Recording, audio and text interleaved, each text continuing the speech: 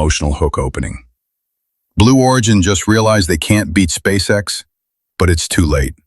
After burning $3.5 billion over 13 years, their New Glenn rocket crashed on its first landing.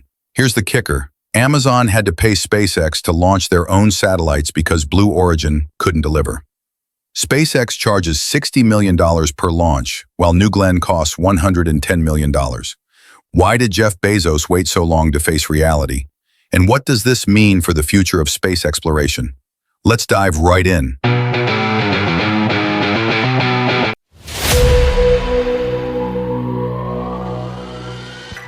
The $3.5 billion space disaster, how Blue Origin finally realized they lost. The timeline reveals everything. In 2012, Jeff Bezos announced his grand vision for New Glenn while SpaceX was still struggling with basic rocket landings. Fast forward to 2025. SpaceX dominates the global launch market, and Blue Origin just watched their flagship rocket crash on its first attempt. But this isn't just about one failed launch. This is the story of how unlimited money can't buy you what matters most in the space race. The dream that became Blue Origin's curse. Picture this. The world's second richest man decides to build the perfect rocket. Not just any rocket, but one that would make SpaceX look like amateurs. New Glenn would have a massive 7-meter fairing, double the cargo space of Falcon 9. Reusable engines designed for 25 flights, clean methane fuel instead of dirty kerosene. On paper, it was revolutionary. In reality, it became the most expensive lesson in modern aerospace history. While Bezos was perfecting his masterpiece, Elon Musk was launching paying customers into space. Real missions, real revenue, real progress. The irony hits hard when you realize that Blue Origin's perfectionism became their greatest weakness. The engine nightmare that changed everything. 7 B-4 engines power New Glenn's first stage. Each one generates 550,000 pounds of thrust, and that after any sort of miles, 550,000 pounds of thrust. That's like attaching 7 freight trains to the bottom of your rocket. Impressive? Absolutely. Working? That's where things get ugly. Engine testing began in 2014, but the BE-4s kept failing in spectacular ways. Explosions during startup, overheating during burn, turbo pump failures that stumped veteran engineers. Meanwhile, SpaceX's simpler Merlin engine were reliably flying customers to orbit. Here's the devastating part. United Launch Alliance was also waiting for these same BE-4 engines for their Vulcan rocket. So Blue Origin's engine problems didn't just delay New Glenn, they delayed their paying customers too. But why would a company with unlimited funding struggle with something SpaceX had already mastered? The answer exposes a fundamental flaw that would doom Blue Origin from the start. 2 philosophies, 1 winner. SpaceX embraces fail fast, learn faster. Build it, fly it, watch it explode, learn from the wreckage, and build it better. Brutal? Yes. Effective? The results speak for themselves. Blue Origin chose step-by-step ferociously. Perfect every component before testing, analyze every failure for months, never rush, never compromise. This sounds logical until you see the results. SpaceX flew Falcon 1 4 times, failed 3 times, but learned enough to create Falcon 9, which became the most successful rocket in history. Blue Origin spent those same years perfecting engines that still weren't ready when SpaceX was already dominating the market. The philosophical difference cost Blue Origin everything. By the time they were ready for their first test flight, SpaceX had captured 60% of the global launch market. But the real shock was still coming. The billion-dollar monument to failure launch complex, 36 in Florida, got the full Blue Origin treatment. Massive assembly buildings, sophisticated fueling systems, landing platforms that looked like they belonged in a science fiction movie. The price tag? Over $1 billion. Total launches from this billion-dollar facility? 1 in 2025. Compare that to SpaceX launching from relatively simple pads, sometimes twice in a single day. The contrast reveals everything wrong with Blue Origin's approach. They built monuments when they needed workhorses. They pursued perfection when the market demanded results. But the most devastating blow was yet to come. and it came from within Bezos's own empire. The ultimate betrayal. Amazon's Project Kuiper was supposed to be New Glenn's guaranteed customer. Bezos owned both companies. He could ensure New Glenn had a steady stream of launches, while SpaceX fought for scraps. Instead, something unprecedented happened. Amazon had to pay SpaceX to launch their own satellites. The very satellites designed to compete with SpaceX's Starlink were launched by SpaceX themselves. Think about the crushing irony. Bezos spent $3.5 billion building a rocket specifically to avoid paying SpaceX, then ended up paying SpaceX anyway because his own rocket couldn't deliver. This wasn't just a business setback. This was a public humiliation that exposed Blue Origin's core weakness. They couldn't deliver when their own sister company needed them most. The technical mirage. New Glenn's specifications look impressive on paper. 45 tons to low Earth orbit, massive payload fairing, reusable first stage. But specifications don't pay the bills if you can't prove them in space. SpaceX's Falcon 9 carries less cargo but costs $60 million per launch and actually flies. New Glenn promises more capability at $110 million per launch, but promises don't win customers. The second stage reusability program called Jarvis remains completely theoretical. Blue Origin claims it could reduce costs by 50%, but they haven't even proven first stage reusability works yet. Meanwhile, SpaceX is already testing Starship, a fully reusable super heavy lift vehicle that makes New Glenn look outdated before it even proves itself. The market doesn't reward potential. It rewards performance. When the talent runs, Senior Vice President Jared Jones recently left Blue Origin amid mounting pressure from Bezos. But Jones wasn't alone. Multiple senior engineers and program managers have quietly departed over the past 2 years. Industry insiders describe a toxic environment where perfection is demanded but progress is punished, where unlimited funding created unlimited pressure to be perfect. Instead of simply being better, the brain drain accelerates as SpaceX continues attracting top talent with successful missions and stock options, while Blue Origin offers only promises and pressure. When your best people start leaving, that's when you know the problems run deeper than just technical challenges. Government customers lose patience. NASA's escapade. Mars mission was originally scheduled to fly on New Glenn's maiden voyage, but delays forced NASA to pull the mission and reschedule it for a later flight. The message was clear. Even NASA couldn't wait for Blue Origin.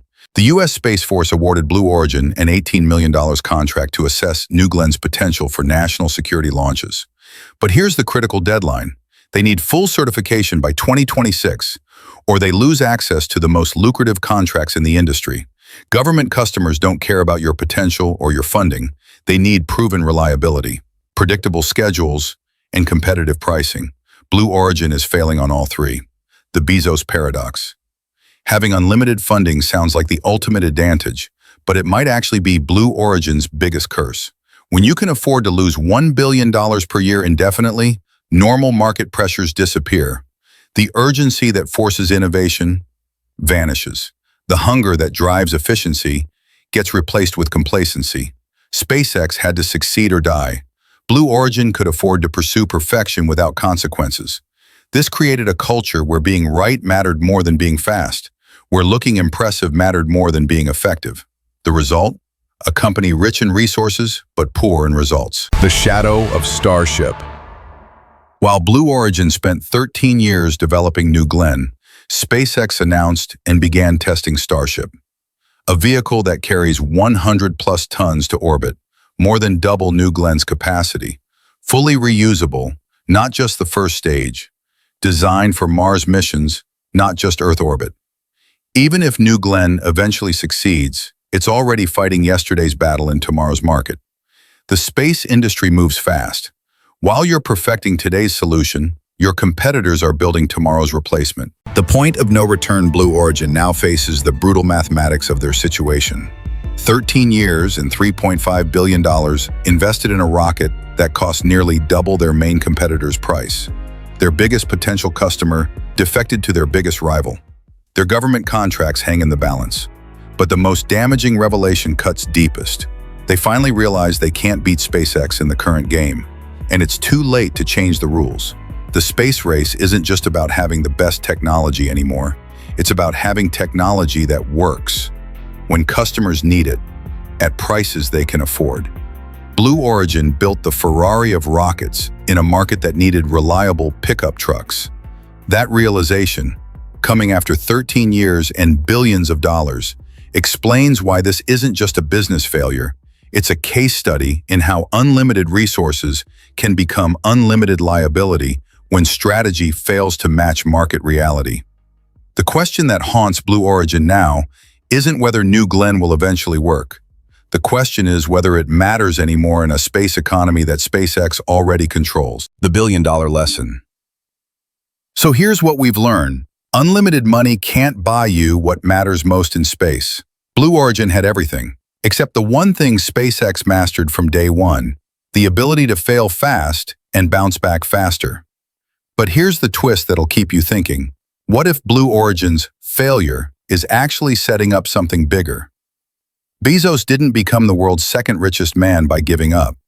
And with lunar missions on the horizon, maybe this space race isn't over yet. The real question isn't whether Blue Origin can catch up to SpaceX.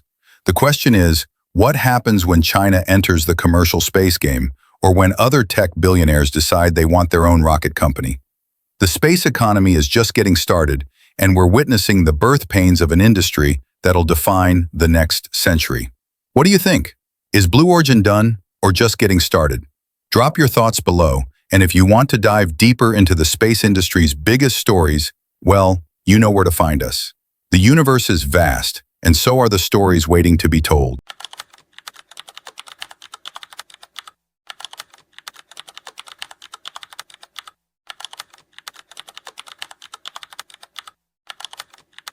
Dragon can now land on the moon. That's right, SpaceX's regular crew capsule just got lunar capabilities nobody expected. While NASA burns $4 billion per SLS launch, SpaceX quietly engineered something incredible. The same Dragon that splashes down in Earth's oceans, it's being transformed into a moon lander. But here's the problem. Dragon was built for 400-kilometer trips to the space station. The moon is 384,400 kilometers away, nearly 1,000 times farther. How do you make that work? The engineering challenges are brutal. Surviving lunar re-entry at 11 kilometers per second, handling deep space radiation, landing on rough terrain without water to cushion impact. Yet with Artemis 3 just 2 years away and Starship facing delays, this might be our only shot at returning to the moon on schedule. Can SpaceX actually pull off the most ambitious spacecraft modification ever attempted? The answer will shock you. Let's dive right in.